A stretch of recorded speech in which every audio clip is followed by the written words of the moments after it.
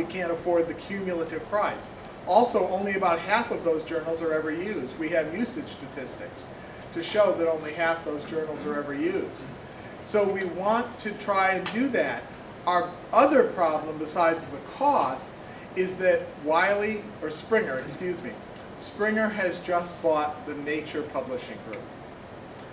And they are poised, they haven't said this yet, and if they do say it, I think they may be violating US law, but we'll see. They are poised to tell us that we can't subscribe to the Nature titles, including Nature itself, the flagship journal in most sciences. We can't subscribe to the Nature journals unless we buy the package. So that's what I'm really worried about right now, and talking to my colleagues at the other schools and to the provost's office about. Consolidation and price are probably the biggest challenges we have. But the other problem associated with consolidation and price is access. And in truth, that's the one that worries me the most. There are a lot of folks we know don't have access who would like it. I told you at the beginning that I was the director of the library at a small liberal arts college. When I got there, we had 4 faculty in chemistry and a significant number of students of chemistry because we had a major in forensic science, which in the early 90s was very popular. We had no current active subscriptions in chemistry because they were too expensive. We know that those kinds of gaps exist, that there are lots of scholars at under-resourced institutions, smaller institutions, HBCUs, all kinds of places where they need access to scientific and scholarly literature and can't get it. So we know that's a problem. I want to suggest to you that there's a much bigger problem, and that's the folks you don't expect, that you as scholars don't realize would like to have access to your work if they could. A lot of them are scholars in developing countries. I was at a conference not too long ago in South Africa, and over, African scholars would get up and say, I do research in Africa with Africans on African problems, but because of the structure of how I'm evaluated and how money flows to my university, I have to publish in North American or European journals that are too expensive for my university to buy back. It is crazy. And it means that there is a growing knowledge gap between the developing world and the developed world. Those are folks who need access to scholarly works and don't have them. There are also a whole raft of unexpected readers. I occasionally hear from a scholar something along the lines of, my work is so specialized that there are only 26 people in the world who understand it, and I know who all of them are.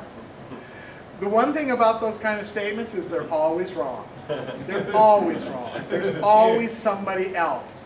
My favorite story is this young man. His name is Jack Andretti. And Jack Andretti, as a high school junior, began a science fair project on the diagnosis, the detection of prostate cancer. And because he was able to use the scientific literature, either because it had been made openly available on the internet, and KU is a leader in that, or because he had access to a university library, he could walk in and use the databases that are not accessible to everybody, Jack Andretti developed a cheap, more accurate diagnostic tool for prostate cancer. He has testified in Congress, been honored by the scientific community as there's an Innovators Award. He's an amazing young man who was able to do research that nobody expected he would be a reader of the research that they were publishing. There's always somebody like that out there. It's one of the wonderful things about scholarship is we cannot anticipate whose lives we will touch. The problem is we're letting cost, consolidation, paywalls, access problems prevent people like Jack Andretti or the scholar in the developing world from getting access. There was another story I was going to tell you and I've forgotten what it was. It's too bad.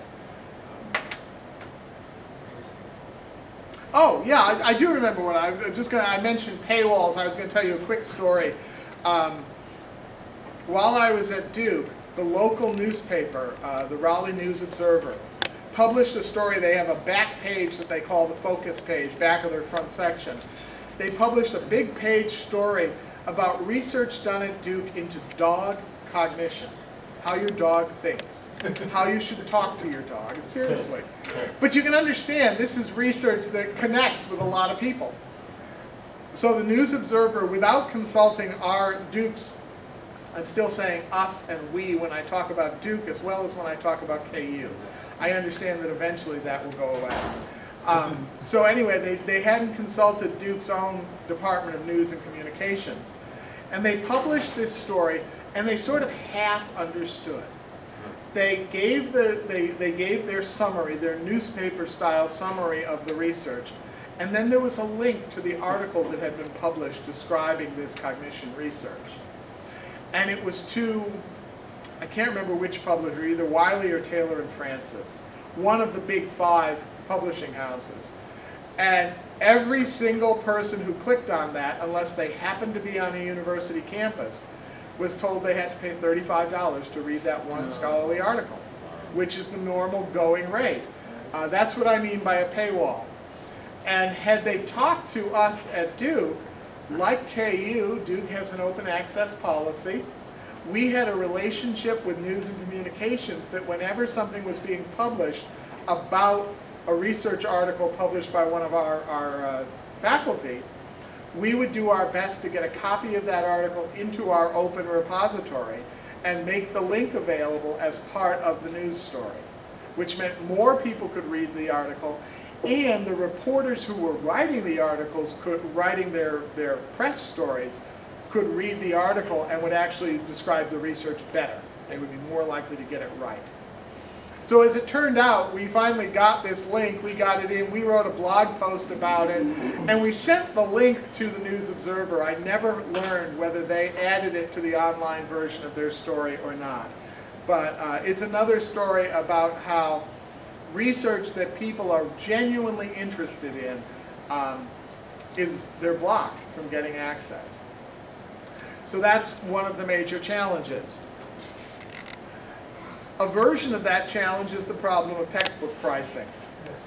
And you may know that textbooks now, $300, $400 is not unusual for the cost of a single textbook. Now it depends what discipline we're talking about. Textbooks in the humanities tend in fact to be individual monographs, Plato's Republic or The Mill on the Floss or something like that. And they're not so expensive. But a calculus textbook, an economics textbook, oh my God, the books I had to buy for law school are very likely to be in the $300 to $400 range. We're seeing more and more that students are bypassing textbooks, at least those big, expensive, comprehensive textbooks that are used in many courses. There are lots of different approaches, including students are not taking courses because of the cost of their textbooks. They are simply not buying the textbook and counting on the lecturer to tell them everything they need to know. They are renting textbooks, sometimes from companies other than the publishers who buy them up and then rent them out. Or they scan and share. We often see students, especially at the beginning of the year at our scanners in the library, apparently scanning entire books in order to share them with their classmates or maybe just for the convenience of having them on their laptop. Last year, KU's library put out a huge sheet of butcher paper. We do this, they've done this a lot at the libraries, I think it's very cool, and invited people to write down the impact of the cost of textbooks. One student wrote that she had to give away her cat because she had to choose between health care for her cat and buying the textbook. This one says, I failed 2 classes last semester because I couldn't afford the textbooks or find them online. Well, maybe that's the reason they failed. It probably contributed. And it says they were both printed exclusively by KU, which means they were textbooks, the custom textbooks that publishers now offer to make for you for your classes. Those prices can be exorbitant. And it's the last line I like. It says, my wage shouldn't determine my GPA, which I agree with it. So let me summarize the problem in one more illustration. If you go online to answer a scientific question, is climate change real? Do vaccines cause autism? You will find an awful lot of junk. That's the nicest word I can think of. You will find a lot of things that will misinform you on those questions. The problem is the good science, the real science that's replicable, that's defensible, is often behind those paywalls. So it's easy to find out that climate change isn't real and vaccines are a real problem. It's much, much harder to find the science that argues the other side. Respectable science is locked up, while junk science is free for everybody. That, I think, is the core of the problem that we're facing. So what's a library to do? We have 4 techniques that I'm going to tell you about. I'm not actually doing too badly here. We have four emphases. We do a lot of other things, but I'm going to tell you about these 4 as efforts to solve this problem, or to at least to ameliorate it a bit. Focused library instruction, a change in the way we do research help, digitization of unique and specialized materials, and open access and transformations in the way we spend our money.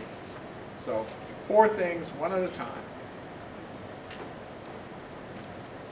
The first is targeted library instruction. For years, librarians have tried to teach students and to some degree faculty about how to use resources in the library. You may all remember, maybe you even had in your classes, visits from librarians, or you took your classes to the libraries and you had visits from librarians with big trucks of books. And here's the principal reference text for whatever your topic is. Now we do those things largely online. We still want to visit your classes. We still want to come and target what we teach to the particular resources for a specific class. We work with a lot of faculty to develop assignments that encourage and push students to the right kind of resources and to the kinds of evaluative issues and techniques that we teach. This kind of information literacy is much more effective when it's targeted and specific. So that's what we try to do. Learning for a known need. Rather than those, here are the sets of reference books for your particular topic. Focusing on a known need, whether it's an assignment or whatever it is, rather than those generalized techniques divorced from application, is the most effective way for us to teach the skills that are needed in an information-rich age. Having complained about the cost of resources, you would think things are very scarce, but as my last example pointed out, there's a tremendous amount of information out there, right? Everything's on the internet. No, it's not. But an awful lot of stuff is, and it's not so much that we have to teach students how to find information. Now we have to teach them how to evaluate and apply information. How to figure out what's good from what's not so good. How to figure out what actually addresses the issue before me versus what is, this is the reason I don't have a doctorate, by the way, because I could never decide what was exactly relevant to the question I was asking and what it would just be interesting, which rabbit holes it would be interesting to go down. I went down a lot of rabbit holes. We try hard to help students not do that.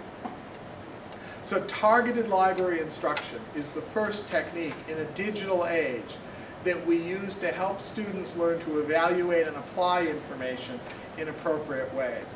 It's a response to the huge amount of information that bombards them, but is not always helpful. Second technique is to recognize the librarian as a consultant.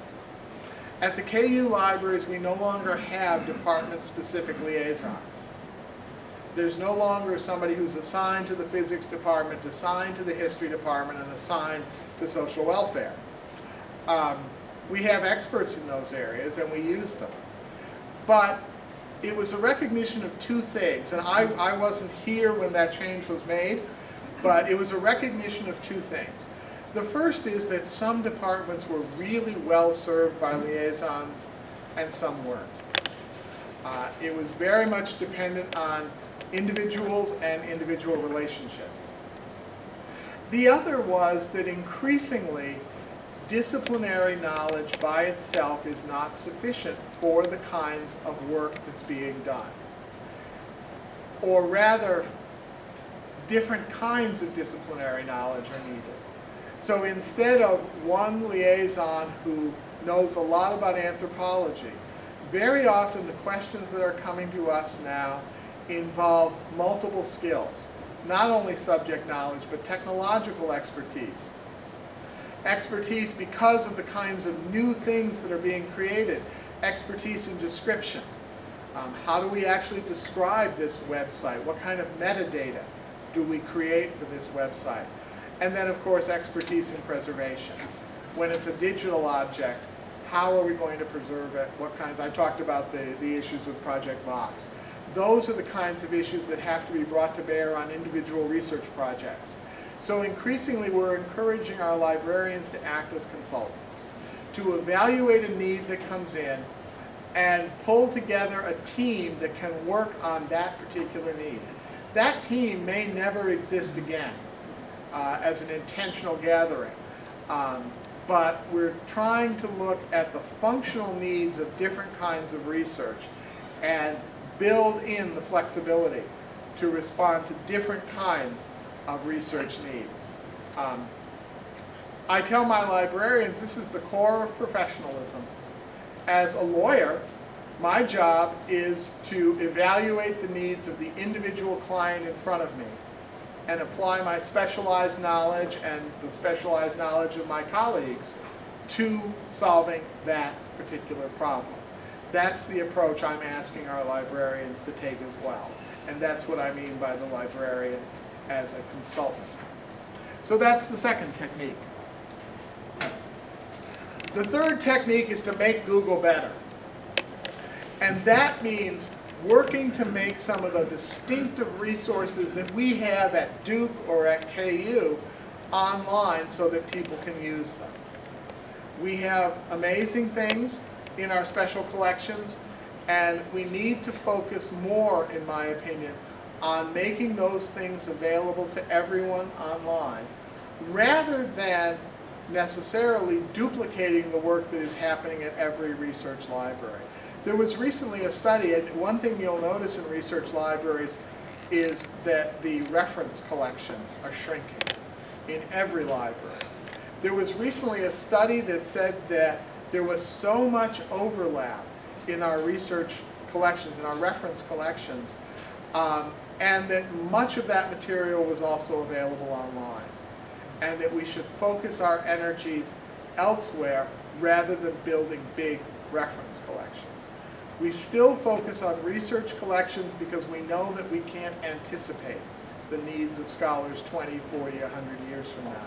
So we have to build our collections with an eye towards tomorrow and also 100 years from now. That continues to be a challenge, but especially with reference collections, we're finding we can do more consolidation and relying on online resources. And I'm about to get challenged on that, I bet. No, I'm not challenging. I'm just wondering if you think about getting more things on Google, that doesn't mean that they'll show up on pages 1 through 10 on Google. It might be 100 or page 300, because unless people click on that resource, it doesn't make it to the top. Right. So how do you have a strategy for something like There that? are all kinds of web page optimization or search engine optimization techniques, all of which actually come down to good metadata. You're right, clicking on it, I mean, we could just pay graduate students to sit at a desk and click on it. That's the least effective method. Right. It's a librarian skill, the creation of metadata. It's just moved to a different environment. So yes, we do have people working to make sure that the metadata for the digital objects that we create is very, very good. And we've been doing that. KU has amazing cataloging records from 100 years ago. because of the skill of librarians at describing resources. That skill is just being translated, but you're absolutely right. Without it, the digitization efforts are fairly useless. One of the things we do now, looking at for donors, it's very easy, sometimes anyway, to find donors who are interested in digitizing particular collections. That's a good, it's much harder to get people to give us money just to buy stuff. But if we have a particular distinctive collection, I don't know, say the papers of Fog Allen, which we've just been, I'm joking, we've just been raising money for that, to digitize that. People will contribute and donate money for those kinds of digitization efforts. Now, I think in libraries around the country, we're going to those donors and making exactly the point that you just made. So very often with big donors, we're also able to get them to fund an intern, for example, to work on description issues, or to fund part of a job line, to do that kind of work. That's something I think all libraries are looking at now because of exactly the issue you raised. Sure. Could you define metadata a little better? Metadata just means data about data. The cataloging records that you've always seen, the bibliographic records on 3x5 cards in a card catalog or in a computerized catalog, that's metadata. It's information about an information source, data about data.